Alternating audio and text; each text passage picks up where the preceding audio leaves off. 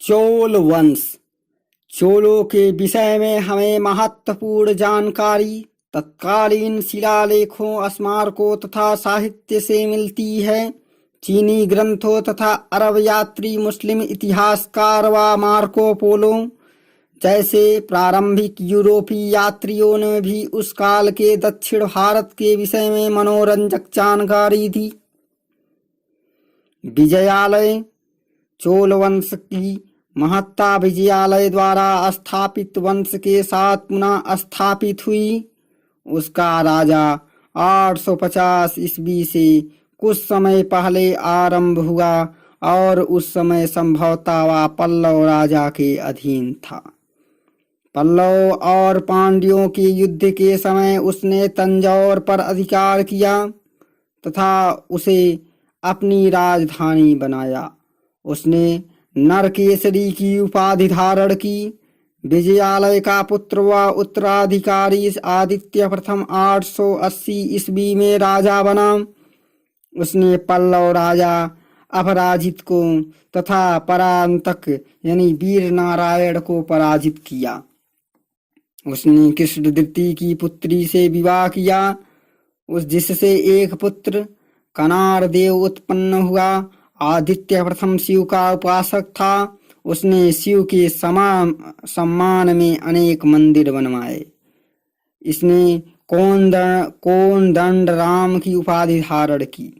परांतक प्रथम यानी 907 से 955 ईस्वी।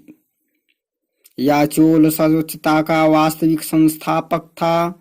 इसने कृष्ण तृतीय को वल्लल क्षेत्र में पराजित कर वीर चोल की उपाधि धारण की। कृष्ण तृतीय राष्ट्रकूट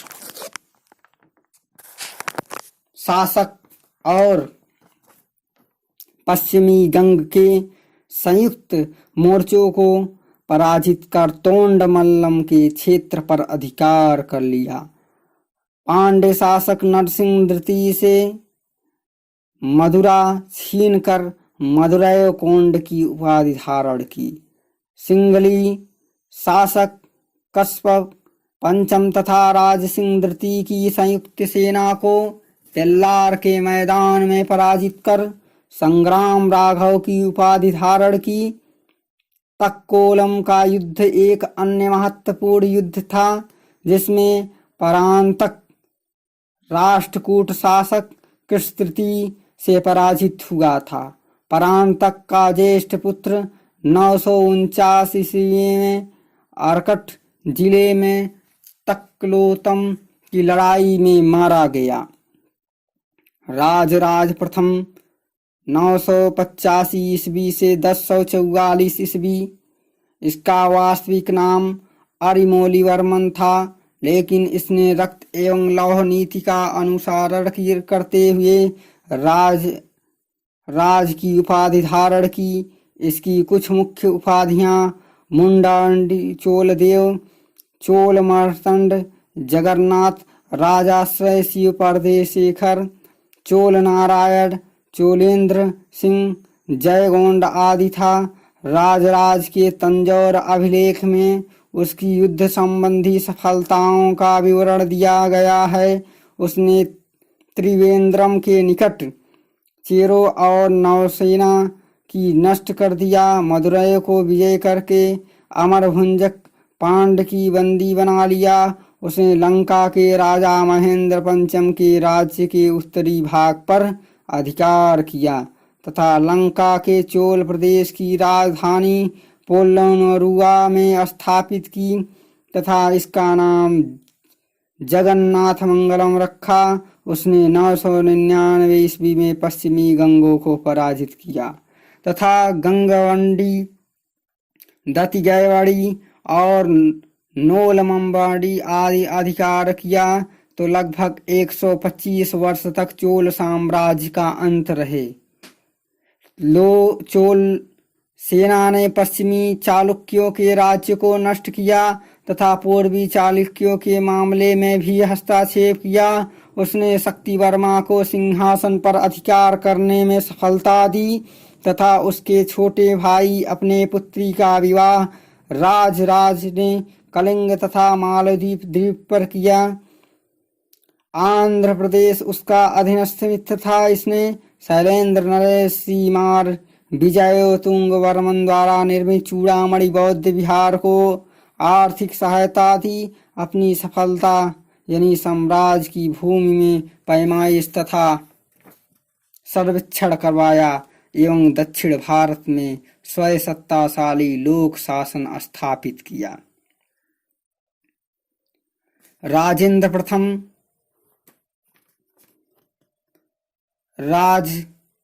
राजा महान के पुत्र व उत्तराधिकारी राजेंद्र प्रथम को गैंगकोंड चोल और उत्तम चोल भी कहा जाता है।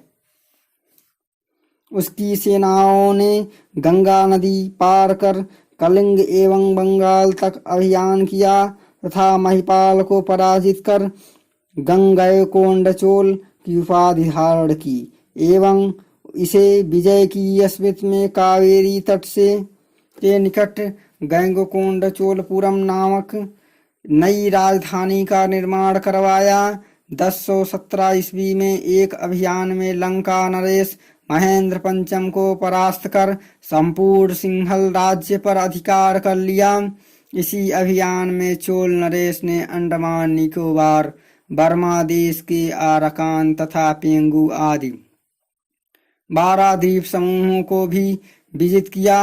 राजेंद्र प्रथम की ये उपलब्धियां तिरुवांडहंग एवं करमदंड अभिलेखों में वर्णित हैं। वीर राजेंद्र परकेश्वरी वर्मन काराकोंड पंडित चोल विद्या प्रेमी होने के कारण मुंडी चोल गोंड चोल आदि इसकी उपाधि थी। इसने 2 बार दूत मंडल चीन भेजा। इसे दंडित या दक्षिण का नेपोलियन कहा जाता है। 1029 ईस्वी में लंका चेरवा पांड्य प्रदेश में विद्रोह हुआ, लेकिन युवराज ने इसे दबा दिया। चोल युवराज ने सोमेश्वर प्रथम पश्चिमी चालुक्य को पराजित करके कल्याण में लूटपाट की। राजाधिराज प्रथम यानी 1044 ईस्वी से 1052 ईस्वी राजेंद्र प्रथमों का पुत्र व उत्तराधिकारी राजराज प्रथम ने लंका के राजा के साथ मिले हुए पांड्य तथा केरल चेर शासकों को पराजित किया तथा अश्वमेघ यज्ञ किया। उसने पश्चिमी चालुक्यों पर विजय कर कंपली नगर एवं राजधानी कल्याणी पर अधिकार कर लिया। विजय राजेंद्र की उपाधि धारण की, किंतु कोयप्य के युद्ध में चालुक्य शासक सोमेश्वर ने राजाधिराज को पराजित कर मार डाला। राजेंद्र द्वितीय 1052 ईस्वी से 1064 ईस्वी राजाधिराज प्रथम के उत्तराधिकारी उसका छोटा भाई राजेंद्र द्वितीय ने कोडप के युद्ध में मारे गए अपने पिता का बदला लेते हुए युद्ध जीता और युद्ध भूमि में ही अपना राज्याभिषेक करवाया। कुंडल संगम के युद्ध में चालुक्य नरेश सोमेश्वर प्रथम को पराजित किया। इसने प्रकेसरी की उपाधि धारण की। 1055 ईस्वी में चोल राज्य में अकाल पड़ा। राजेंद्र द्वितीय ने लंका पर भी विजय प्राप्त की। वीर द्वितीय यानी राजेंद्र द्वितीय के छोटे भाई व उत्तराधिकारी वीर राजेंद्र ने तुंगभद्रा के पास कुंडाल समागम के स्थान पर चालुक्य राजा को पराजित किया था। तुंगभद्रा के तट पर एक विजय स्तंभ बनवाया। उसने बेंगी, कलिंग, चाक्य, कोंटी और पांड्य तथा केरल राजाओं पर विजय प्राप्त की। उसने अपनी पुत्री का विवाह चालुक्य राजकुमार विक्रमादित्य से किया व उसे चालुक्य शासन का प्राप्त करने में सहायता देने का आश्वासन दिया। अधिराजेंद्र 1070 ईस्वी में चोल युवराज अधिराजेंद्र अपने बहनोई पश्चिमी चालुक्य राजा विक्रमादित्य की सहायता से राजा बना और एक विद्रोह में मारा गया। कुलोतुंग प्रथम 1070 ईस्वी से 1120 ईस्वी अधिराजेंद्र के पश्चात वेंगी का पश्चिमी चालुक्य वायसराय राजेंद्र द्वितीय कुलोतुंग चोल के नाम से चोल सिंहासन पर बैठा। उसके अधीन चोल और पूर्वी चालुक्य राज्यों का एकाधिकार हुआ। 1087 ईस्वी में कुलोतुंग ने लंका के राजा विजय बाहु से संधि की तथा अपनी पुत्री का विवाह सिंघल यानी लंका के एक राजकुमार से किया। 1076 ईस्वी में चालुक्य राजा विक्रमादित्य षष्ठ के साथ चोलों का संघर्ष फिर आरंभ हो गया। वेंगी में फैली अराजकता का लाभ उठाकर विक्रमादित्य चतुर्थ ने वेंगी के अधिकांश भाग पर अधिकार कर लिया। कुलोतुंग ने कलिंग पर 2 बार आक्रमण किया तथा 1096 ईस्वी में दक्षिणी कलिंग में विजय विद्रोह को दबाया। कुलोतुंग ने कन्नौज के गढ़वाल वंश के साथ मैत्रीपूर्ण संबंध स्थापित किए। उत्तर की ओर मैत्री संबंध स्थापित करने वाला पहला दक्षिण का राजा था। इसने 1077 ईस्वी में 72 सदस्यों का एक प्रतिनिधिमंडल चीन भेजा। इसने भी भूमि का सर्वेक्षण करवाया। व्यापारिक वस्तुओं से कर हटा लेने के कारण इसे सुंगत वित्त यानी करों को हटाने वाला कहा जाता है। कुलोतुंग द्वितीय यानी 1133 ईस्वी से 1150 ईस्वी विक्रम चोल के पुत्र व उत्तराधिकारी कुलोतुंग द्वितीय ने भी चिदम्बरम मंदिर की दान दिया। धार्मिक क्षेत्र में वह असहिष्णु था। उसने गोविंद राज की मूर्ति को समुद्र में फेंकने की आज्ञा दे दी।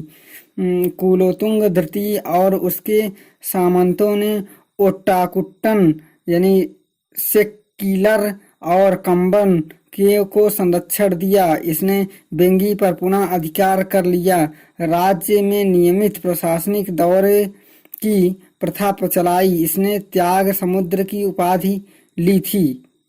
चोल प्रशासन चोलों ने एक अत्यंत कार्यकुशल प्रशासन प्रणाली की स्थापना की। साम्राज्य को क्रमशः मंडलम, कुट्टम, नाडु और ग्राम यानी संघो, कुर्रम तथा तार कुर्रम में विभक्त किया गया था। राजा प्रशासन का प्रमुख था। उसने सभी शक्तियां प्राप्त थी, किंतु राजा की निरंकुशता मंत्री परिषद और व्यवस्थित प्रशासनिक कर्मचारी मंडल के कारण सीमित थी। उच्च पदाधिकारी को पेरुनंदम तथा निम्न कर्मचारी को सिरुन्द्रम कहा जाता था। मंडल का प्रमुख या वायसराय स्वयं राजा का संबंधी था।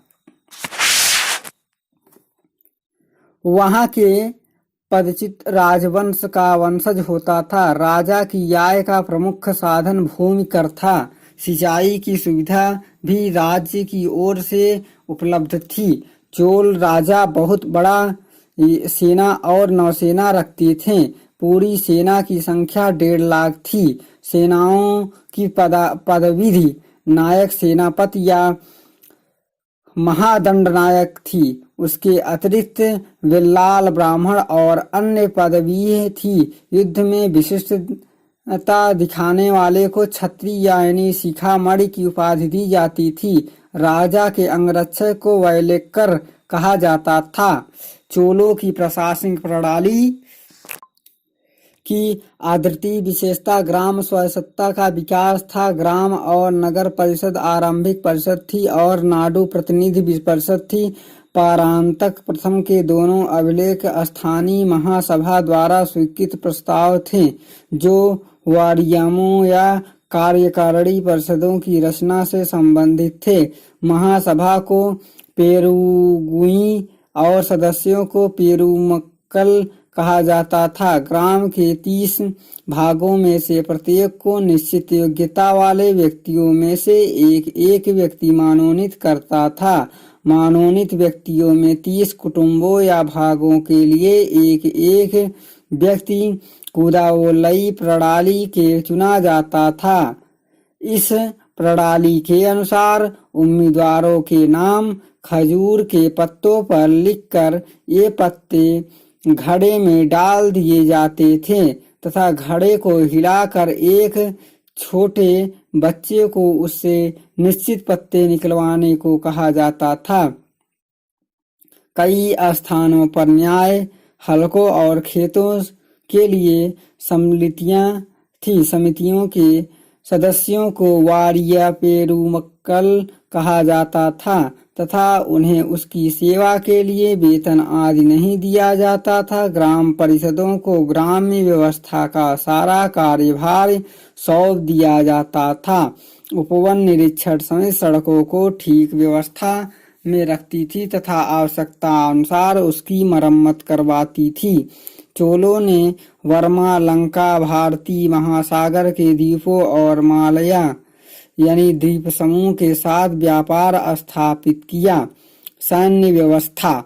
चोल सेना पैदल, अश्वारोही, गज तथा नौसेना में विभक्त थी। सेना का प्रधान महादंडनायक होता था। चोल सेना की विशेषता थी कि उसमें सभी वर्णों के लोग सम्मिलित थे। सेना को नियमित प्रशिक्षण दिया जाता था और सैन्य शिविर कंडरम लगाए जाते थे। न्याय व्यवस्था। चोल काल में कठोर दंड दिए जाते था। हत्या जैसी अपराधों के लिए आर्थिक दंड भी ही दिया जाता था। वैसे मृत्युदंड प्रचलित था। यह हाथी के पैर के नीचे कुचलवा कर दिया जाता था। न्याय समितियां न्यायतर कही जाती थी। चोलकालीन सामाजिक तथा आर्थिक या धार्मिक अवस्था। हिंदू समाज। धार्मिक अवस्था और सामाजिक अवस्था। हिंदू समाज जाति प्रणाली के आधार पर संगठित था।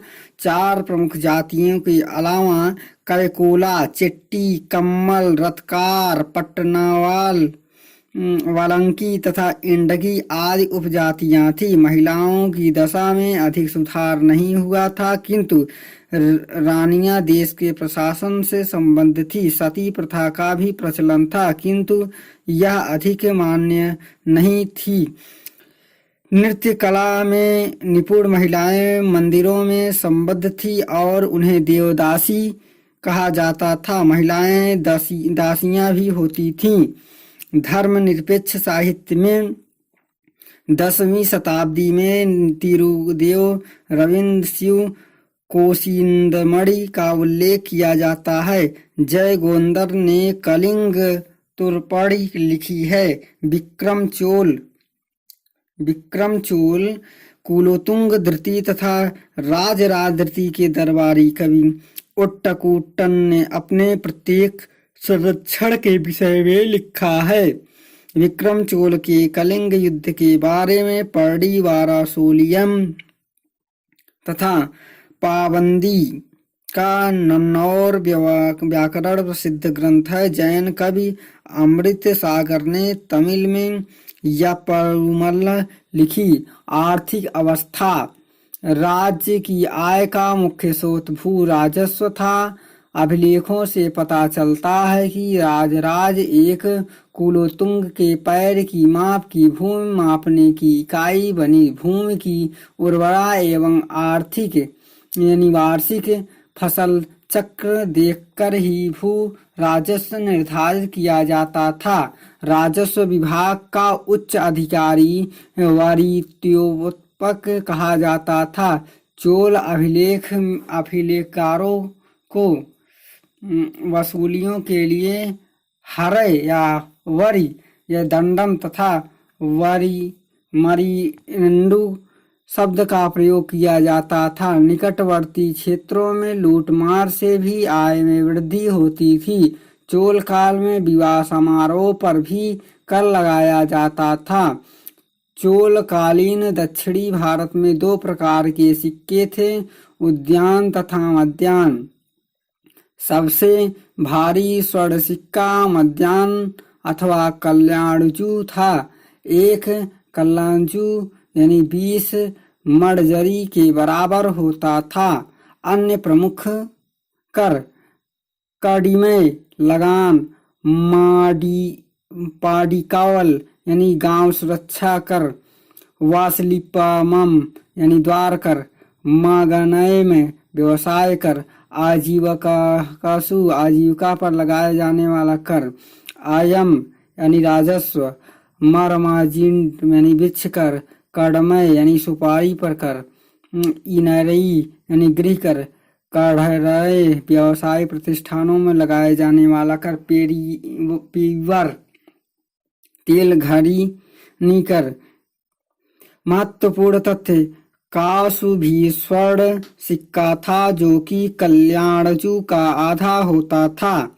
चोल शासकों में सर्वप्रथम उत्तम चोल ने सोने चांदी के सिक्के जारी किए। चोल शासकों पर मैदान के मध्य चंदेलों पर बैठे हुए बाघ का चिन्ह होता था तथा सबसे निचले हिस्से में धनुष का चिन्ह अंकित होता था।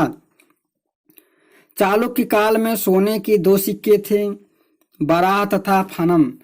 बराह का पौन हुन तेगोड़ा तथा पर आओडोस भी कहा जाता था। फनम नामक सिक्का बराह का 10वां भाग होता था। इसका वजन 5 अथवा 6 ग्रेन होता था। यही वजह है कि मनजारी का भी होता था।